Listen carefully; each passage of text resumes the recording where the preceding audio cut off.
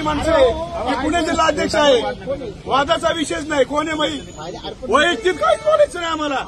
विश्वरत्न doctor Babasaheb आंबेडकरांचा काय झालंय?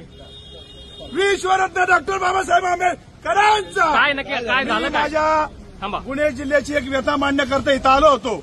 इथल्या लोकांनी मी जवळजवळ 1 तास यांची व्यथा मांडतोय. मला वर जाऊन द्या. अजित दादा साहेबांना मला एक पत्र द्यायचं होतं. त्या पत्राचं यांनी माझं पाठी इथं शेवटी फाडलंय. त्या पत्र मला इथं शेवटी फाडावं लागलं. ही देशाची लोकसेवा आहे का?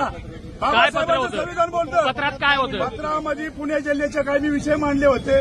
त्या विषयाचे भरपूर विषय होते. कुठले प्रमुख विषय कुठले? लोकांचे रस्त्याचे विषय होते, काही लोकांचे हाणामारीचे विषय होते, गुन्हेगारी वाढती, काही बरेच विषय आहेत. मी वेल्हा तालुक्यातले, राजगड वेल्हा तालुका. कुठल्या पक्षाचे?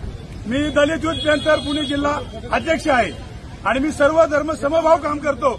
मी 1 तास झाला साहेब इथं आलेलो आहे. यांनी माझी काहीच मागण्या मान्य नाही केल्या. मला काय माझ्या वैयक्तिक मागे नव्हतं आलो तर काही मागे नव्हतं आलो. माझी फक्त एकच व्यथा होती की आमच्या राजगड तालुक्यामध्ये रस्ता आहे, 19 वर्षाची 2 मुलं मेलेली आहेत. त्याच्याकरता आम्ही आलो होतो ना. आणि हे दाबच्यात आम्हाला इथले आमदार, स्थानिक आमदार, आमच्या बोरवेलाचे मुळशीचे आमदार आहेत ते. मी काय माझ्या घरचं काम करायला आलतो का? एकच सांगतोय, संविधानाने चालणार आहे. सर्वश्रेष्ठ संविधान आहे, सर्वश्रेष्ठ कायदा आहे. म्हणून मी दादांना भेटायला आलतो. माझ्या घरचं काम होतं का?